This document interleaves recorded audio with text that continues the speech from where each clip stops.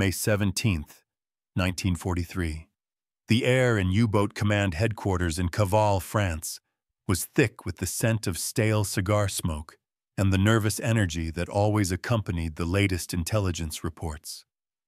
Capitaine Zursay Eberhard Gott, a man whose very posture exuded the ironclad confidence of the Kriegsmarine, stared at a new dispatch. His monocle, catching the afternoon light, glinted off the glossy photographs he held. These images, fresh from American reconnaissance, depicted what the enemy audaciously called an aircraft carrier. But Gotha didn't see a carrier. He saw a joke. A crude, awkward vessel, undeniably small, so obviously cobbled together from some merchant ship hull that a genuine guttural laugh escaped him. He actually laughed aloud, a sound of dismissive contempt that echoed lightly in the command room. This was the USS Bogue, already 8 months operational, yet only now truly registering on the German radar. He passed the photo to Konteradmiral Hans-Georg von Friedeburg, whose expression mirrored Gott's disdain.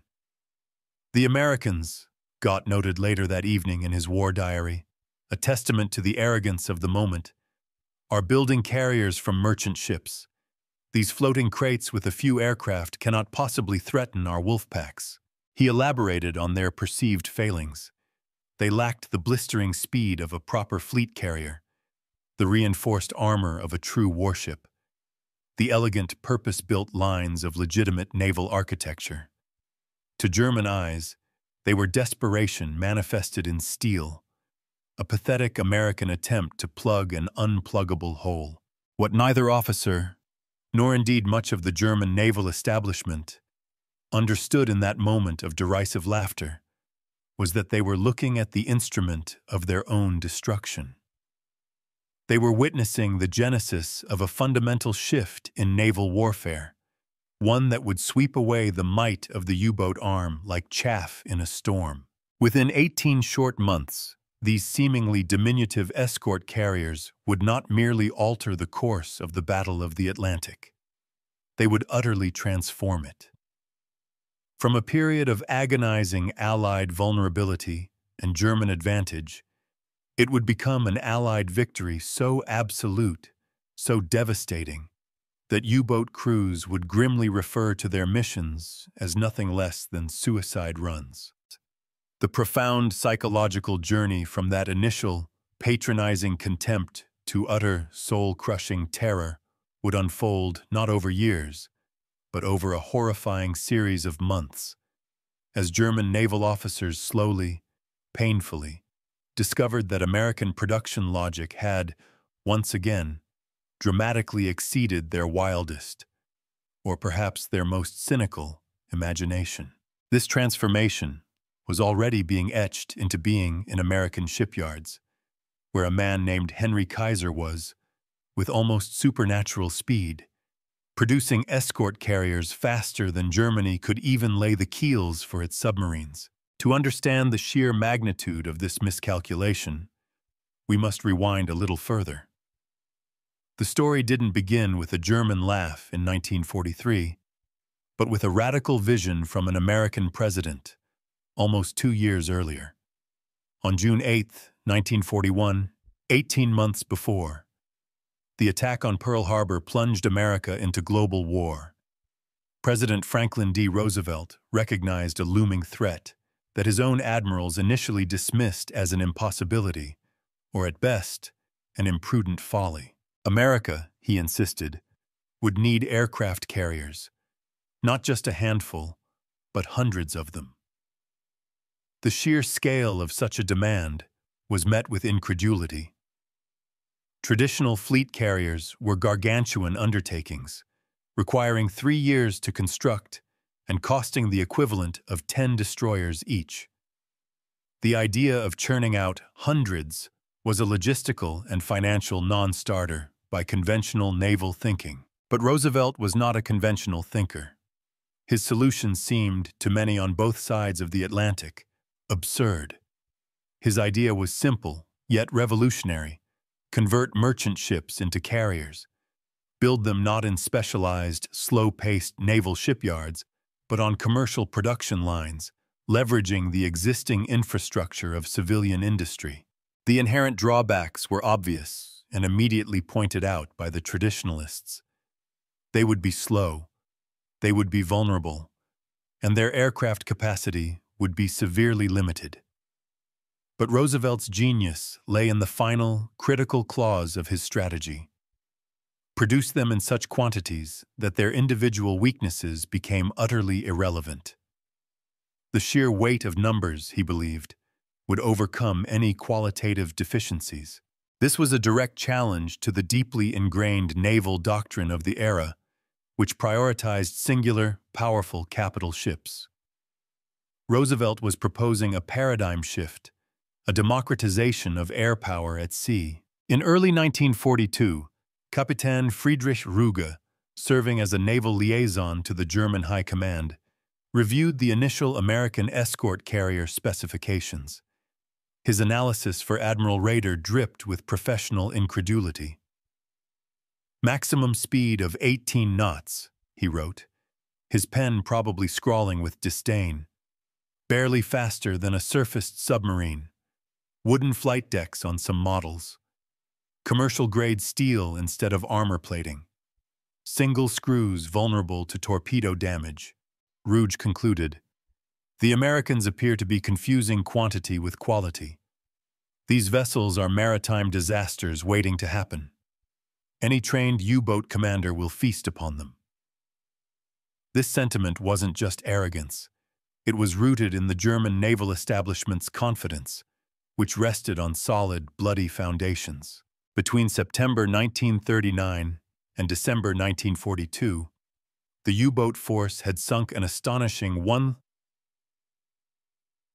ships, totaling over 6.2 million tons.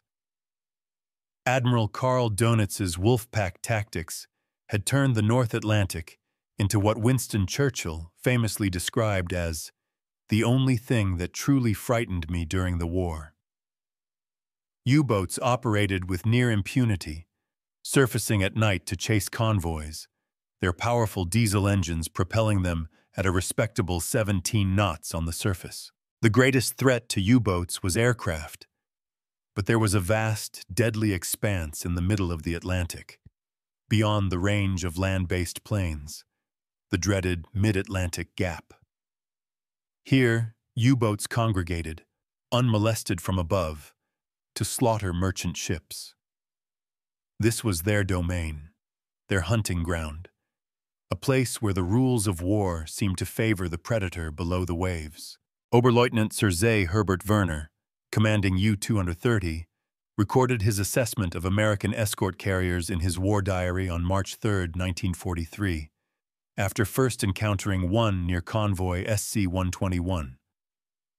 His entry read like a bewildered but ultimately dismissive report. Cited what appeared to be a merchant vessel with aircraft on deck. Too slow to be a threat. Too small to carry meaningful air group. Maintained surveillance for 2 hours. Aircraft operations appeared amateur, with visible difficulties in wind conditions. Reported to BDU that American desperation now includes sending merchant ships with planes into combat zones. Werner's contempt, though sincere, reflected a standard German naval doctrine that profoundly failed to grasp 3 critical, game-changing factors that would seal their fate. First, the escort carriers didn't need to be fast. This was perhaps the most elementary misunderstanding.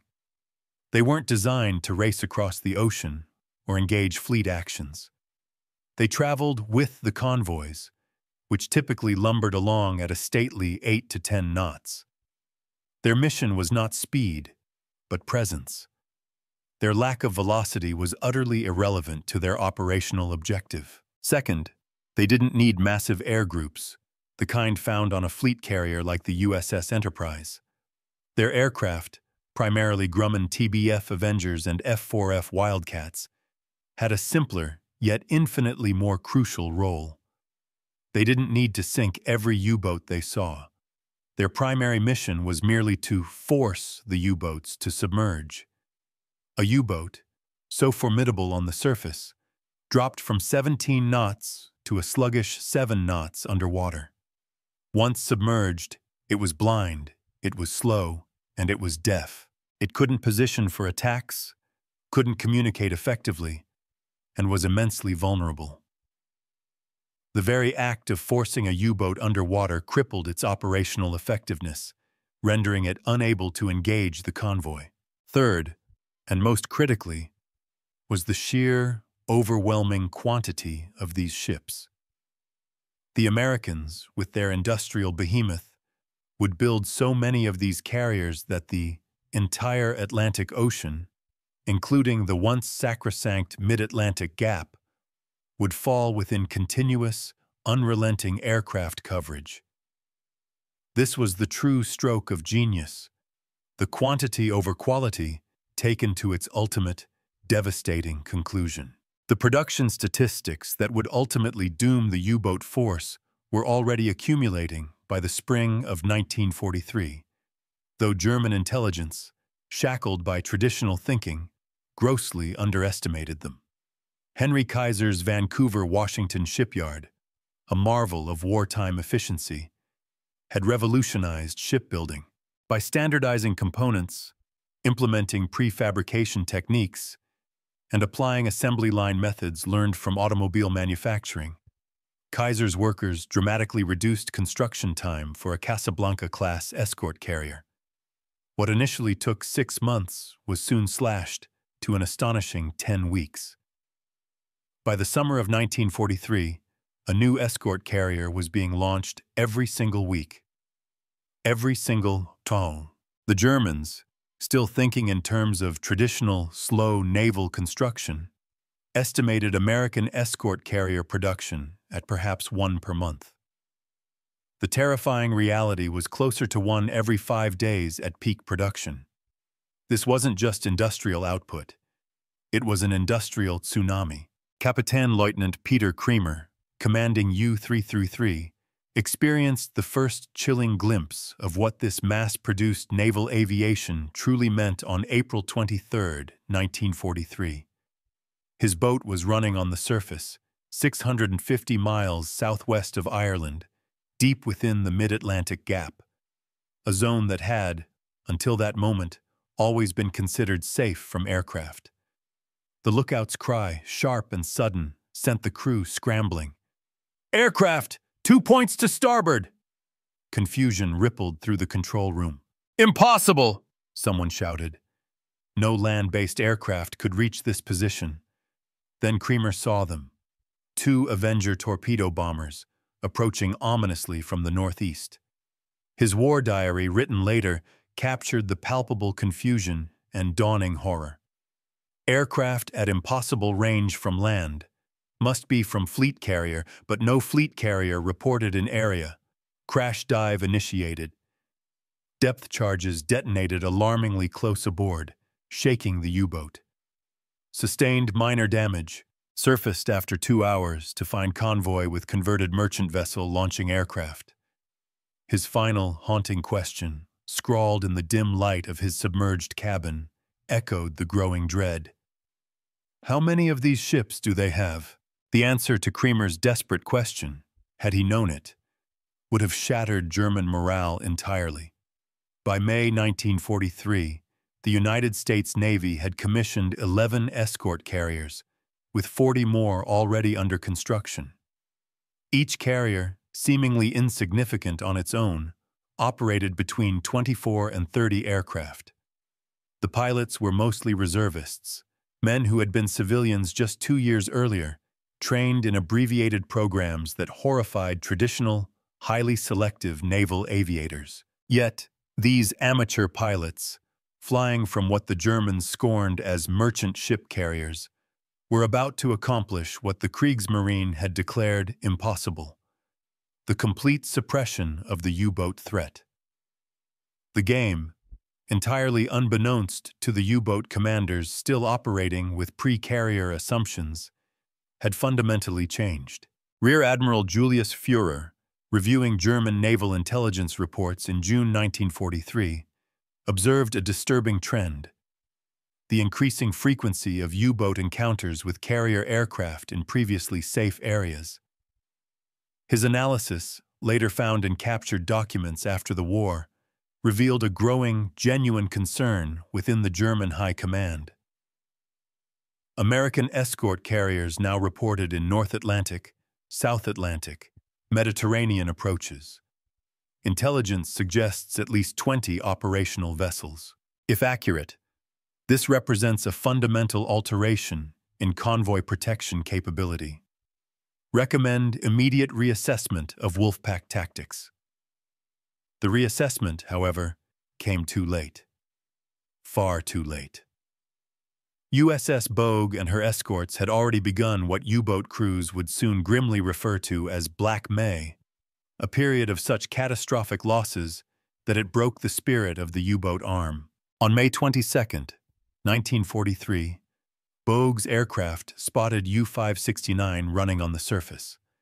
The submarine crash dived, a desperate maneuver that once offered safety, but the Avenger pilot, highly trained despite his amateur status, marked its position with smoke floats. What followed was a terrifying, coordinated assault that lasted for 4 unrelenting hours. Kapitän-Leutnant Hans-Peter Hinsch, U-569's commander, surfaced his dying boat just long enough to send a final, chilling message. Under continuous air attack, carrier aircraft maintaining contact despite evasion. No escape possible. Scuttling. The message, intercepted and reviewed by Admiral Dönitz himself, initially sparked suspicion of British deception. This kind of continuous air attack in the mid-Atlantic was, by all German doctrine, impossible. Only when 2 more boats reported eerily similar experiences did the terrifying reality begin to penetrate the German naval consciousness. Experienced commanders, aces even, were reporting exactly that phenomenon. Continuous air attack in the middle of the ocean. The once safe mid-Atlantic gap was closing, not with destroyers, but with wings. Kapitän-Leutnant Klaus Rudloff, commanding U-709, encountered USS Card's aircraft on June 24, 1943. His subsequent report laid bare the tactical revolution that was unfolding. Attacked by carrier aircraft 700 miles from nearest land, he wrote, the exhaustion and fear palpable in the terse lines. Forced to remain submerged for 14 hours, battery exhausted, surfaced at night to recharge, immediately detected by aircraft with apparent detection equipment. Aircraft appear to have unlimited persistence. Request instructions for dealing with continuous air coverage. There were no instructions. German naval doctrine had simply never contemplated continuous air coverage in mid-ocean. It was an unthinkable scenario. Operating in powerful hunter-killer groups, each escort carrier, typically flanked by 3 to 4 destroyers, could maintain dawn-to-dusk surveillance over a 100-mile radius. When multiple escort carriers worked in concert, they created overlapping zones of air superiority that effectively made surface operations for U-boats nothing short of suicidal. The technical capabilities of these American escort carriers, laughed at just months before, exceeded German estimates significantly. A Casablanca-class carrier displaced 7,800 tons and measured 512 feet in length, roughly half the size of a fleet carrier, but perfectly suited for its specific mission. Its flight deck, rugged and often steel-plated rather than wooden as the Germans had initially assumed, could handle 20,000-pound aircraft landing at 80 miles per hour. The hangar deck below accommodated a versatile group of 28 aircraft, complete with maintenance facilities. Ammunition magazines held 500,000 rounds of machine gun ammunition, alongside depth charges, bombs, and torpedoes, enough for 2 weeks of continuous operations without resupply. These were not simply converted merchantmen. They were purpose-optimized, mobile airfields. Korvettenkapitän Adalbert Schnee, one of Germany's most decorated U-boat commanders, encountered this harsh reality on July 13, 1943, when U-201 was caught on the surface by aircraft from USS Core. His post-action report, if he had been able to file one, U-201 was sunk, would undoubtedly have mirrored the shock and despair of others. The experience of commanders like Schnee, and indeed the entirety of the U-boat force, was transformed. Aircraft now appeared without warning, seemingly from nowhere. There was no time for a proper crash dive. The boat would go deep immediately, only to hear the terrifying pattern of multiple depth charges detonating. Remaining at maximum depth for 6 hours, surfacing after dark to recharge batteries, was once a safe bet. But now they were immediately illuminated by aircraft carrying powerful searchlights, caught like moths in a deadly spotlight. This pattern repeated itself relentlessly. Aircraft seemed to know exactly where we would surface, one survivor recalled. What Schnee and his men didn't know was that Core's aircraft carried ASV Mark III radar, capable of detecting a surfaced submarine at 15 miles in complete darkness. This equipment, combined with potent Lee lights for illumination and deadly acoustic homing torpedoes, meant that darkness, once the U-boat's most reliable ally, no longer protected them. U-boat crews, who had always counted on night surface operations to recharge batteries and make speed to attack positions, now found that every moment on the surface invited instant death from above. The hunters had become the hunted. The production miracle enabling this terrifying transformation defied German comprehension. Kaiser Shipbuilding produced its 50th escort carrier, the USS Casablanca, in November 1943, a mere 18 months after laying the keel for the very first one. This particular ship was built in an almost unbelievable 101 days, from keel laying to commissioning. Every component was standardized. Parts manufactured in 267 factories across 32 states arrived at the shipyard on precise schedules, a logistical ballet of immense complexity. Assembly proceeded relentlessly, 24 hours per day, 7 days per week. This wasn't just shipbuilding. It was a testament to total industrial mobilization, a factory floor stretching across a continent. Forgotten Captain Hans Meckel, a German intelligence officer analyzing American shipbuilding capacity in December 1943, wrote a report that Admiral Dönitz initially rejected as defeatist, perhaps even treasonous. American escort carrier production appears to exceed 1 unit weekly, Meckel stated starkly. At this rate, by mid-1944, they will possess over 100 such vessels. Each carrier negates the effectiveness of 3 to 5 U-boats. Projection indicates U-boat force will be neutralized within 12 months. Dönitz, still clinging to the belief in German tactical superiority, simply couldn't conceive of such overwhelming industrial might. But Meckel's projections were chillingly accurate. By January 1944, American escort carriers were no longer just defending convoys. They were actively hunting U-boats. Hunter-killer groups, centered on these formidable but seemingly humble escort carriers, prowled the Atlantic, using intelligence from ultra-intercepts to locate U-boat patrol lines. The hunted had undeniably become hunters, and German submarines found themselves trapped in an increasingly deadly, claustrophobic environment. U-boat ace Kapitänleutnant Werner Henke, commanding U-515, experienced this brutal reversal firsthand on April 9, 1944, operating north of the Azores. U-515 was located by aircraft from USS Guadalcanal.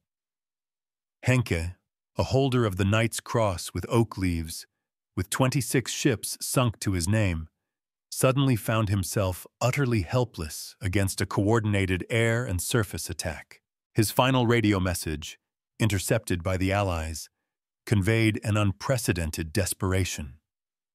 Under attack by multiple aircraft, cannot remain surfaced, cannot escape submerged. Batteries failing. Chlorine gas in boat. Destroyer bearing down. Sink to bottom. His last words, "Zetis dumb," effectively, "Here I die," marked the end of a legend and underscored the new, terrifying reality. The escort carrier Guadalcanal and her hunter-killer group had truly revolutionized anti-submarine warfare.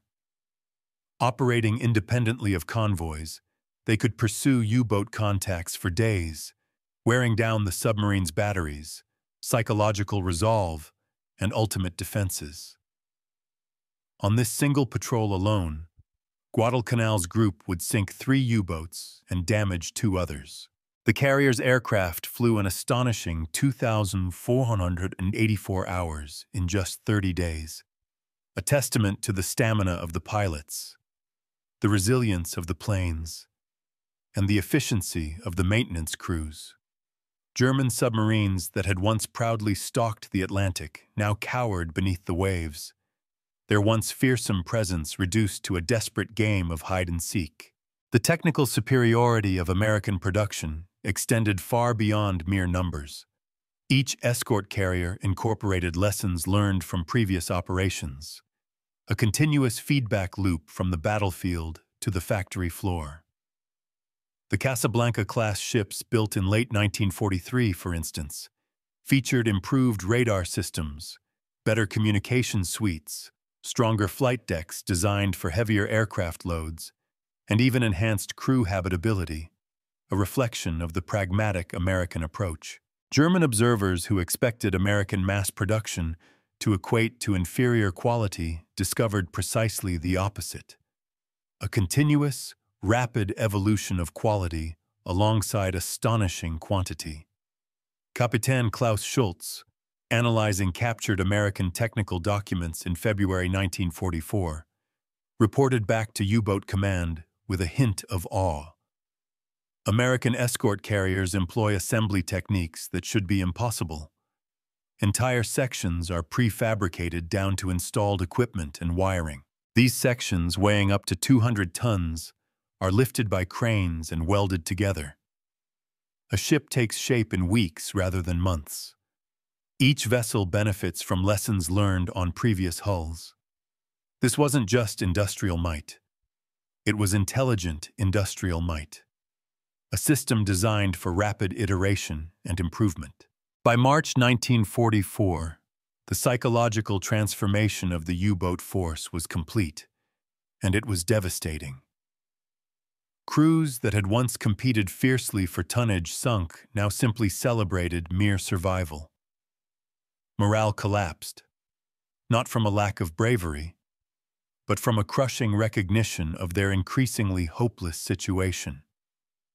With over 50 escort carriers operational and more launching monthly, there was literally nowhere in the Atlantic that was beyond the reach of aircraft. The numbers confirmed the grim transformation. In May 1943, before escort carriers became fully operational, U-boats sank 50 Allied ships. A year later, in May 1944, with over 60 escort carriers actively patrolling, U-boats sank a paltry 5 ships while losing a staggering 25 submarines themselves. The exchange ratio had reversed so completely, so catastrophically, that Dönitz, the architect of the U-boat strategy, considered suspending operations entirely. The pride of the Kriegsmarine was being systematically dismantled. The USS Block Island, an escort carrier that tragically became one of only 6 lost during the war, exemplified the evolving, increasingly aggressive tactics. Operating with 4 destroyer escorts, Block Island pioneered night operations using radar-equipped Avengers, turning the U-boat's nocturnal sanctuary into another kill zone. On May 29, 1944, Block Island's aircraft located U-549 on the surface at night. The subsequent coordinated attack demonstrated American precision and unrelenting pressure. Aircraft maintained constant contact, relentlessly vectoring destroyers to the submarine's position. When U-549 desperately dived, sonobuoys, dropped from the aircraft, tracked its underwater movement with terrifying accuracy. The submarine fought desperately, managing to torpedo Block Island before being destroyed. Yet, this loss, while tragic, illustrated American industrial supremacy rather than German success. Block Island was replaced by 2 escort carriers within weeks. Her aircraft and crew were transferred to other carriers with barely a pause in operations. The human cost was real, but the industrial machine simply shrugged off the loss and intensified its output. Gross Admiral Karl Dönitz confronted this grim reality in a staff conference on June 2, 1944. The transcript of that meeting reveals a chilling, complete understanding of their defeat. The enemy's small carriers have eliminated our tactical advantages. We cannot operate on the surface by day due to aircraft. We cannot operate on the surface by night due to radar. The Americans have not defeated our submarines. They have made submarines obsolete.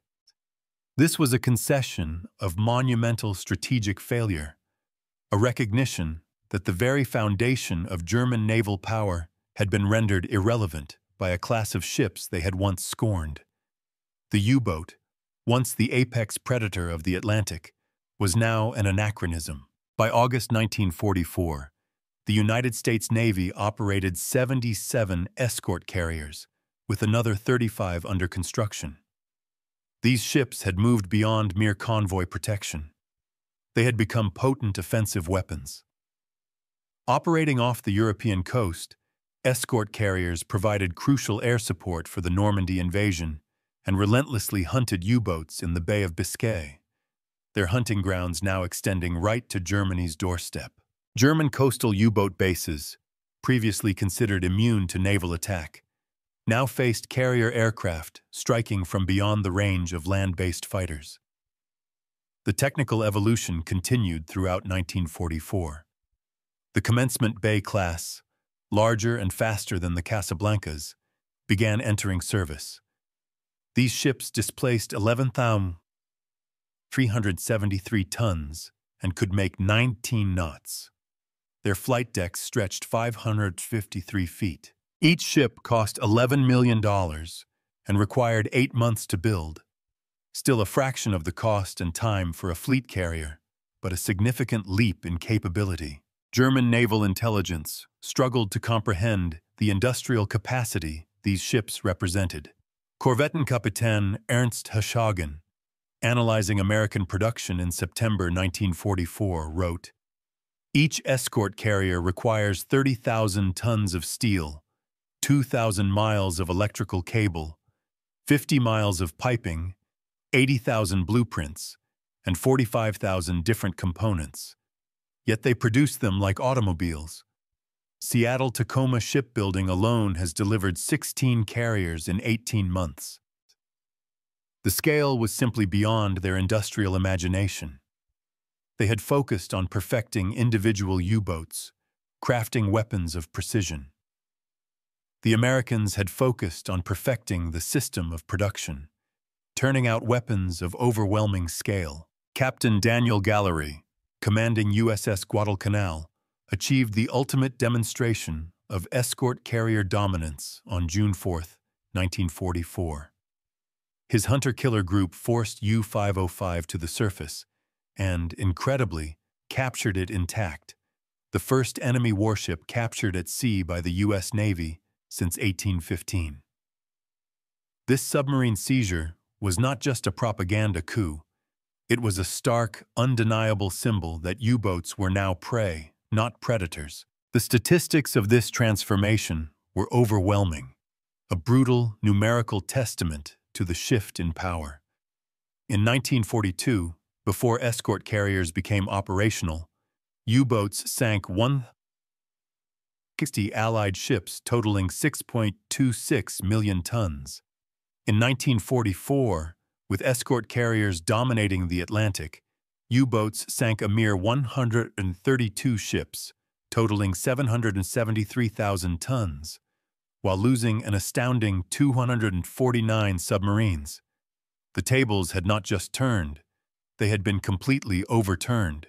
German recognition of this transformation appeared in unexpected and poignant places. Lieutenant zur See Hans Rudolf Rosing, captured from U-846 in May 1944, told his interrogators, "We knew the war was lost when we counted your escort carriers. In 1943, we laughed at them. By 1944, we feared them more than battleships. An escort carrier could clear the entire ocean." And this candid admission from an enemy officer, stripped of all bravado, revealed the true, crushing psychological impact of these floating crates. Total escort carrier production reached 151 ships by war's end, 122 built in the United States and 29 in Britain using American designs. These ships operated approximately 4,000 aircraft, more than the entire German Luftwaffe possessed in 1944. The pilots, trained in programs that produced 35,000 naval aviators annually, outnumbered total German U-boat crews by a factor of 3. It was an imbalance so profound it was almost comical, had the stakes not been so incredibly high. Vice Admiral Lionel Wells, analyzing escort carrier effectiveness after the war, concluded, "The escort carrier program represented the perfect convergence of industrial capacity, tactical innovation, and strategic necessity. We built merchant ships that could launch aircraft, trained civilians to fly them, and changed the fundamental nature of naval warfare." The human dimension of this victory and the German defeat was captured in the interrogation of Kapitänleutnant Wolfgang Hirsche, captured from U-575 in March 1944. "Your escort carriers killed the U-boat force through presence," he stated, his voice likely weary. "They were everywhere, always. We spent entire patrols submerged, seeing nothing. Men went mad from the stress. Those little carriers you built in weeks destroyed the elite of German naval power. And this wasn't just a military defeat. It was a psychological one, breaking the very spirit of the U-boat crews." Admiral Royal E. Ingersoll, Commander-in-Chief of the Atlantic Fleet, testified to Congress in March 1945. "The escort carrier program succeeded beyond our wildest expectations. We anticipated they would help protect convoys. Instead, they eliminated the submarine threat entirely. The Battle of the Atlantic was won not by destroyers or patrol aircraft, but by these converted merchant ships." It was a simple, profound truth. The German Navy's final, devastating assessment came from Gross Admiral Dönitz himself in his farewell address to the U-boat force on May 4, 1945. "You fought gallantly against overwhelming odds. The enemy's production of aircraft carriers made our struggle hopeless. They built carriers faster than we could build submarines, trained pilots faster than we could train crews, and covered the ocean with aircraft." It was a complete capitulation, a final public admission of a strategic blunder of epic proportions. Post-war analysis revealed the full scope of their impact. These ships flew over 460,000 combat sorties during the war. Their aircraft sank or participated in the sinking of 53 U-boats and 17 Japanese submarines. They provided vital air cover for every major amphibious operation after 1943. And remarkably, despite their vulnerable construction, only 6 American escort carriers were lost to enemy action. The Kaiser shipyards that produced most of these escort carriers became enduring symbols of American manufacturing power. Workers, many of whom had never built ships before the war, were launching carriers at rates that peacetime professionals had considered impossible. Women comprised 27% of the workforce, African Americans another 15%. This diverse, energized workforce, united by a common purpose, produced the very carriers that swept German submarines from the seas. It was a testament to the power of a mobilized, inclusive society. Captain Eric Brown, a renowned British test pilot who flew from numerous American escort carriers, provided a crucial perspective. The Germans mocked these ships because they didn't understand the revolution they represented. One escort carrier was vulnerable. 50 escort carriers were invincible. The Americans grasped this. The Germans never did, until too late. Forgotten Kapitän Otto Kretschmer, Germany's most successful U-boat ace before his capture in 1941, watched the transformation from prisoner of war camps. Released after the war, he wrote, "We failed to understand that Americans approached war as an industrial problem. While we focused on tactics and crew quality, they focused on production and coverage. The escort carriers were not better ships. They were the right ships in the right numbers." This was the core of the German blind spot, a fundamental misunderstanding of their enemy's strengths. German U-boat veteran Heinrich Lehmann-Willenbrock, who commanded U-96, reflected in 1975, "The escort carriers taught us humility. We thought war was about warrior skill and superior tactics. The Americans showed us war was about industrial capacity and systematic coverage.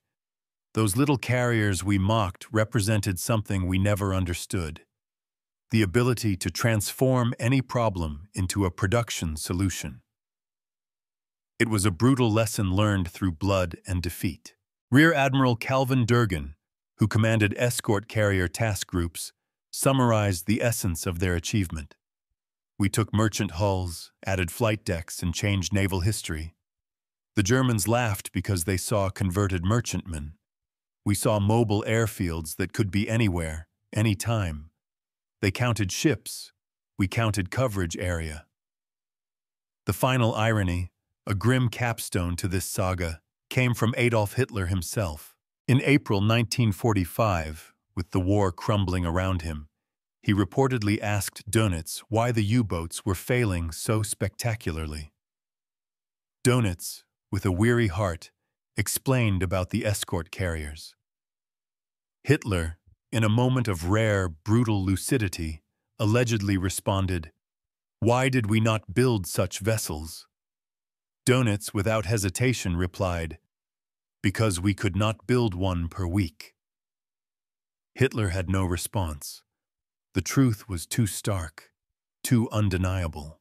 By May 8, 1945, when Germany surrendered, the United States Navy operated 105 escort carriers, with even more under construction. These ships had transformed the Atlantic from a U-boat hunting ground into an Allied lake. The U-boat force that had nearly starved Britain was itself starved of operational space. Many late-war U-boats never fired a torpedo in anger, spending their entire careers hiding from relentless carrier aircraft. Statistical analysis confirmed the tragic transformation. In 1942, a U-boat had a 75% chance of returning from patrol. By early 1945, the survival rate plummeted to a terrifying 25%. The primary cause was aircraft, predominantly from escort carriers. Of 40,000 German U-boat sailors, 30,000 died, an horrific 75% casualty rate. Most of these men perished. After escort carriers made submarine operations essentially suicidal, they were sacrificed to a strategic misconception, a fatal underestimation of American industrial capacity to overcome German tactical expertise. Commander George Chamberlain, who served aboard USS Guadalcanal, offered a final, poignant perspective. "We weren't better sailors than the Germans. Their U-boat crews were incredibly brave and skilled, but we had endless carriers with endless aircraft. Every submarine they built, we countered with a carrier that could hunt it. It wasn't fair. It wasn't supposed to be." War, as the Americans showed, isn't always fair. It's about applying overwhelming force where it matters most. The escort carrier program cost approximately $1.5 billion in 1940s dollars, a staggering sum, yet an investment that utterly destroyed the U-boat forces while saving countless Allied merchant ships and millions of lives. Each escort carrier, costing about $7 million, could protect convoys worth hundreds of millions while destroying submarines worth millions more. The return on investment was incalculable. Workers at Kaiser shipyards expressed immense pride in their achievement. Rosie Devlin, a welder who worked on 12 escort carriers, articulated the quiet dignity of their contribution. "We knew those ships weren't pretty. They were basic and simple, but we also knew they worked. Every carrier we launched meant convoys would arrive safely. We were fighting the war with rivet guns and welding torches.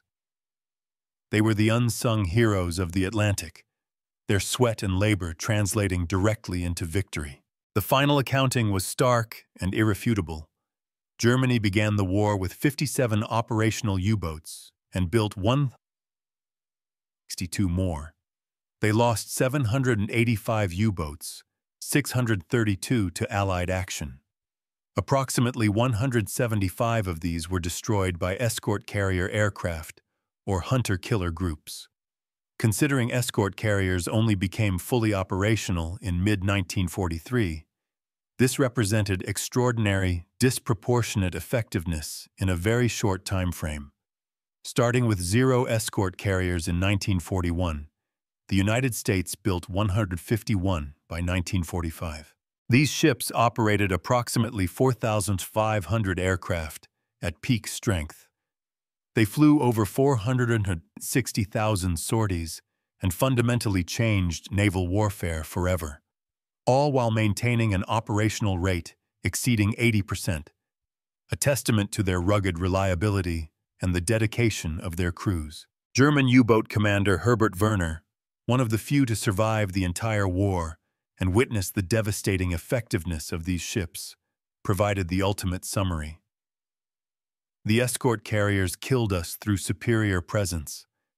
We could avoid individual ships, but not systematic coverage. Every carrier they launched shrunk our operational area until finally we had nowhere to go but down." The transformation from German contempt to despair occurred in less than 18 months. This rapid, brutal reversal demonstrated that industrial warfare operated on entirely different timescales than traditional military planning. While Germany slowly refined its submarine technology, America rapidly multiplied its carrier production. The German response, meticulously documented in captured Kriegsmarine archives, was one of bitter, profound resignation. The American escort carrier program succeeded through brute industrial force. They built carriers faster than we could sink them, trained pilots faster than we could shoot them down. We were defeated not by better warriors, but by better factories. The escort carriers that German admirals had laughed at in 1943 had, by 1945, transformed the Atlantic from a U-boat hunting ground into an Allied lake. These converted merchant ships accomplished what the Royal Navy's powerful destroyers, despite their heroic efforts, could not: the complete suppression of the submarine threat through overwhelming, systematic presence. The German admirals who had laughed at escort carriers in 1943 lived, if they survived the war, to see these same crude, improvised vessels accepting U-boat surrenders in 1945. The transformation took less than 2 years. In that brief, violent period, American industrial capacity, its ingenious approach to problem-solving, and its relentless drive rewrote naval warfare rules that had existed for centuries. The story ends where it began, with German naval officers examining American escort carriers. But instead of laughing at their crude construction, they stood silent, understanding finally that these simple, mass-produced ships had destroyed the U-boat force more completely, more systematically than any enemy in history. American industrial might had not just won a battle. It had fundamentally transformed maritime warfare forever. It was a lesson etched in steel and blood. The final, undeniable testimony came from Gross Admiral Dönitz himself, speaking to his shattered staff as Germany surrendered. We lost the Battle of the Atlantic not to superior seamanship, but to superior arithmetic. The Americans built escort carriers faster than we could comprehend. We thought war was about warriors. They knew it was about production. We were wrong. They were right. And this, perhaps, is the clearest lesson we can take from the remarkable saga of the escort carriers. In any grand endeavor, whether it's winning a war, building a business, or solving a complex global challenge, we often focus on the gleaming, cutting-edge technology, the brilliant individual hero, or the sophisticated tactic. But sometimes, victory doesn't come from the singular stroke of genius or the elite few. Sometimes, it comes from the relentless, systematic application of resources, from the sheer, overwhelming power of good enough deployed at an unimaginable scale. It's about understanding the problem not just in terms of what you have, but what you can produce. It's about leveraging every part of your capacity, your industries, your people, your sheer will, to create a presence so pervasive, a solution so numerous, that the weaknesses of the individual unit fade into insignificance. The Jeep carriers, once a source of German laughter, ultimately delivered a chilling, undeniable truth. In the crucible of total war, sheer, unadulterated industrial might can be the most potent weapon of all.